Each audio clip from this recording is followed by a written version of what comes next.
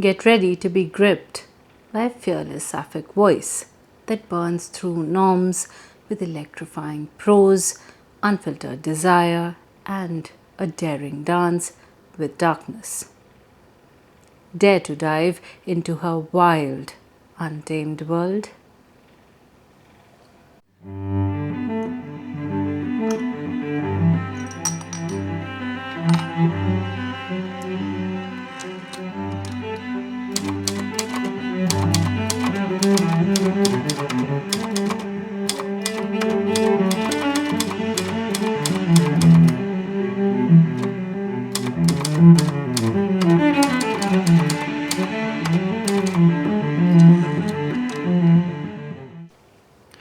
Hi, I'm Ridhima. Welcome to The Old Trunk.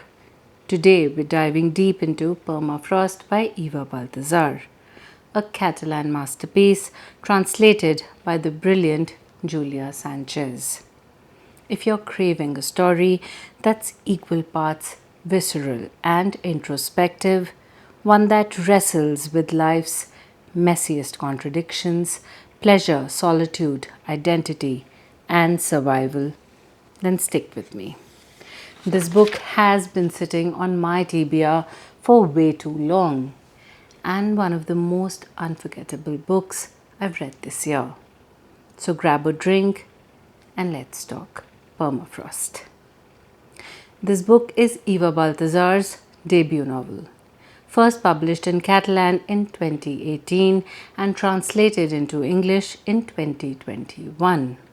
It's the first in the triptych, which is basically a part of loosely connected thematic trilogy, exploring the lives of women at different stages. And let me tell you, it's a firecracker of a start. What makes it special is it's a slim novel, barely over 100 pages, but it packs an emotional and intellectual punch that lingers long after you close it. The title Permafrost is a metaphor that runs deep. Permafrost is that layer of earth that's permanently frozen, unyielding, yet hiding a world beneath it. In this story, it's a shield the narrator uses to protect herself from a world that feels superficial, suffocating, and at odds with who she is. This isn't a plot-heavy novel. It's a character-driven exploration of a woman navigating her identity, desires, and struggles. It's raw, it's poetic, it's unapologetically queer. For me, it was like reading a diary I wasn't supposed to read. Intimate, confronting, and impossible to put down. A quick heads up, the book includes explicit sexual content and themes of depression and suicidal ideation. So check in with yourself before diving in. If those are triggers, you might want to approach with caution. Moving on, let's talk about the story. Permafrost follows an unnamed narrator, a young sapphic woman from Barcelona, as she moves through different phases of her life. The novel is structured as a series of short, vivid vignettes. Think snapshots or diary entries that jump across time and place. We follow her from Barcelona to Brussels, where she's drawn to the city's irreverent symbol of a peeing boy statue, to rural Scotland, where she works as an au pair and develops a visceral hatred for the color green. These vignettes aren't linear, but they weave together to create a mosaic of her inner world. The story revolves around her search for freedom. Freedom from societal expectations, from family pressures, from the roles that try to box her in. She's a wanderer, both physically and emotionally, chasing escape through travel, love affairs, literature, art, and even darker impulses. The narrative dances between hedonism and introspection, exploring big themes like identity, sexuality, and the tension between connection and solitude. It's not about a single event or destination, it's about the narrator's restless spirit, her refusal to conform, and her raw, unfiltered experience of being alive. What I love is how Baltasar balances the somatic and the cerebral. This is a book about the body, its desires, its pleasures, its limits. But it's also deeply psychological, diving into the narrator's thoughts and struggles.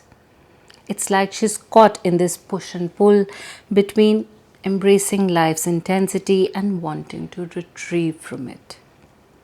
The result is a story that feels both universal and deeply personal, like a conversation with a friend who's bearing their soul. I don't want to give too much away, but if you're someone who loves character studies over plot driven narratives, this book will grab you. It's less about what happens and more about who is this person and why do they feel this way. Let's talk about the person, the narrator, and the other key players in her world. The heart of Permafrost is its unnamed narrator. And wow, what a character! She's a no bullshit lesbian, and she's one of the most complex, contradictory protagonists I've ever met. She's fiercely intelligent, wickedly funny, and unapologetically herself.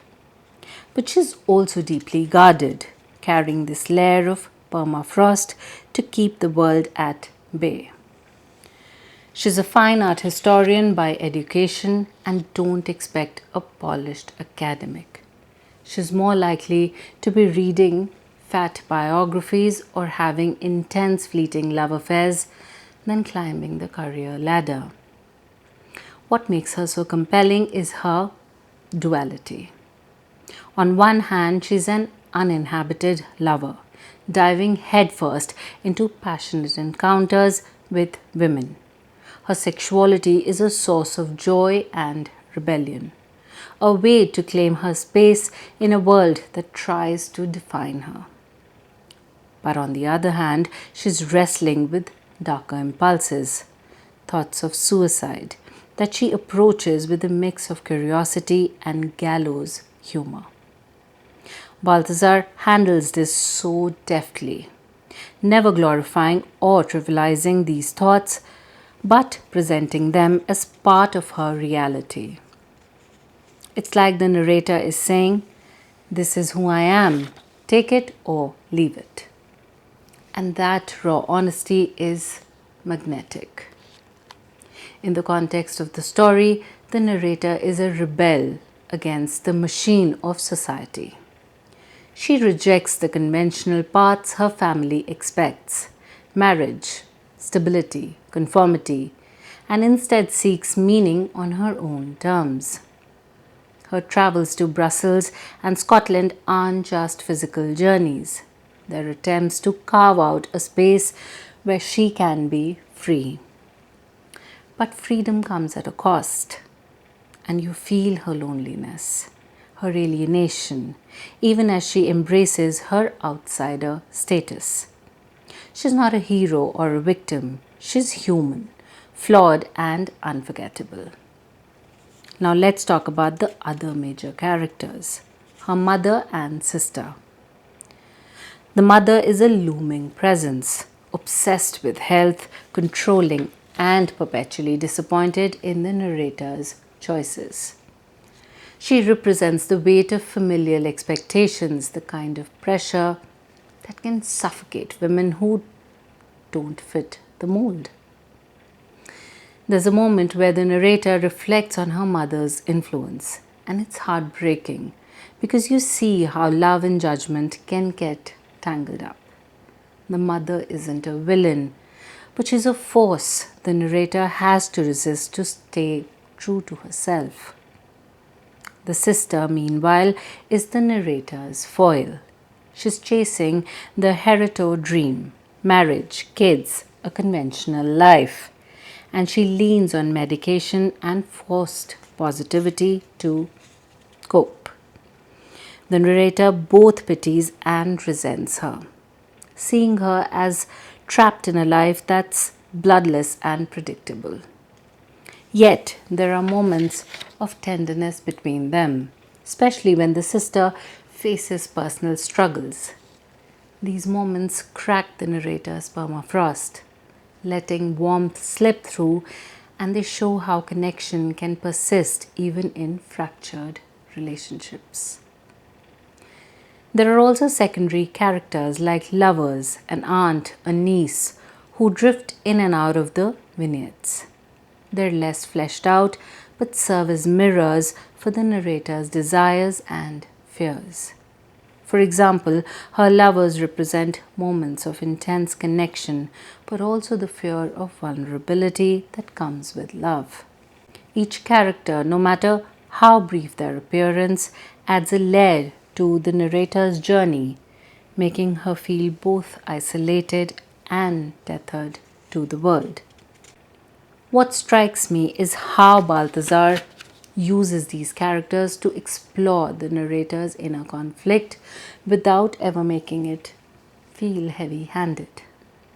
The mother and sister aren't just obstacles, they're part of the narrator's struggle to define herself against the backdrop of family and society.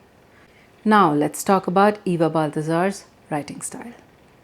Baltasar is a poet first. She's published 10 volumes of poetry before this novel, and it shows in every sentence. Her prose is lyrical, visceral, and razor sharp, blending high register poetry with raw, unfiltered honesty.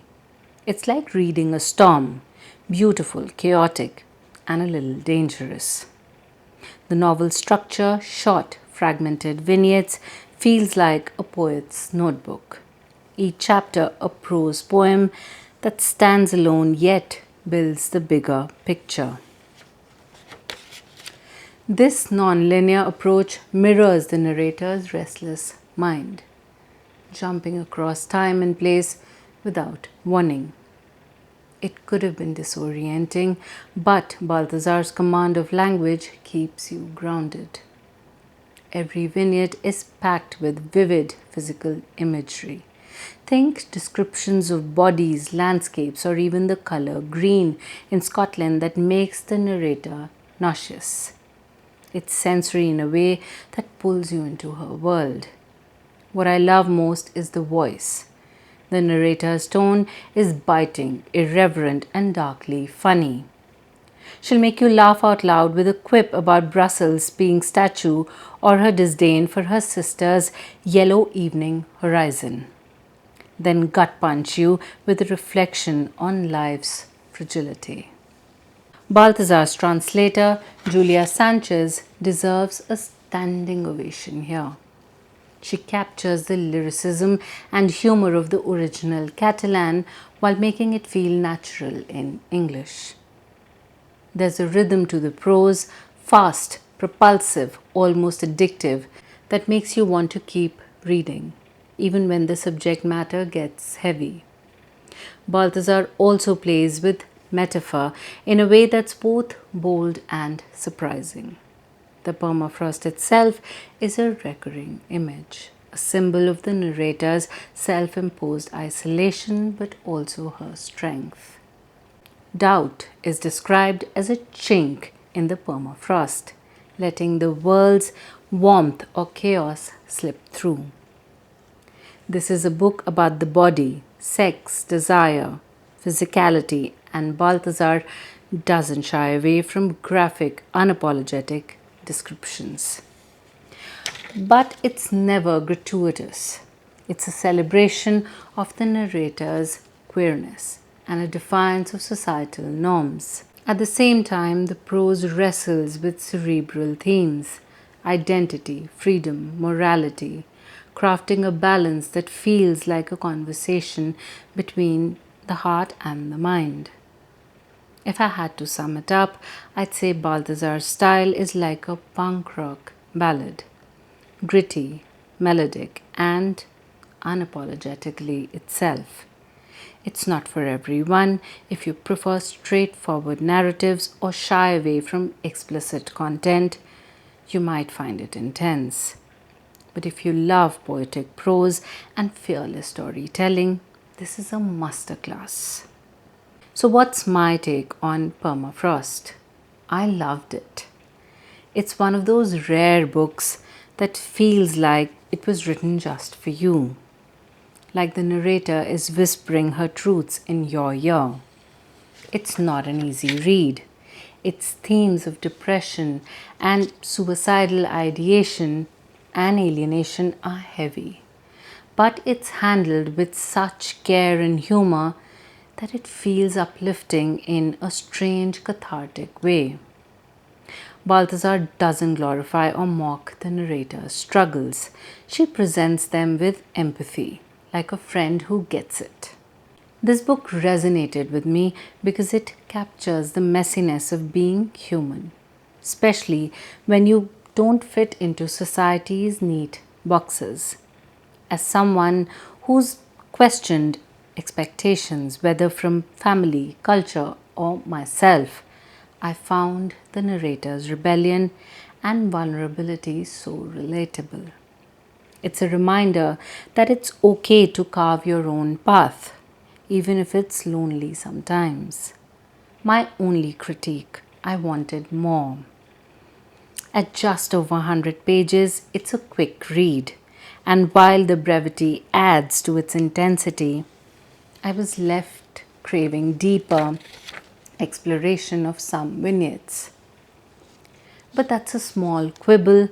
This book is a gem, and it's the perfect start to Baltasar's trilogy. I'm already eyeing Boulder and Mammoth to see how she builds on this. In conclusion, Permafrost is fearless, poetic, and deeply human story about a woman fighting to define herself in a world that wants to define her. If you love literary fiction, character-driven stories, or queer narratives, this book is calling your name. It's perfect for readers who enjoy poetic prose, think Maggie Nelson or Olivia Lang, or who want a story that's raw and introspective without being preachy. If you're into authors like Sylvia Plath or J.D. Salinger, the narrator's voice might remind you of The Bell Jar or Catcher in the Rye. If you're looking for a read that's short but mighty, this is it. So that's my wrap up. If it's been on your TBR like it was on mine, don't wait another day. Grab a copy, dive in, and let me know what you think. Drop a comment below. Did the narrator's humor win you over? Did the prose blow your mind? Or maybe you have thoughts on how it compares to other queer lit. I'm dying to hear. If you enjoyed this review, please give it a thumbs up, subscribe to the channel if you haven't already, and press that bell so that you get notified of whenever I upload a new video. Check the description for the link to buy this book. I'll see you in the next one. Until then, stay happy. Thanks for watching. Lots of love. Bye-bye.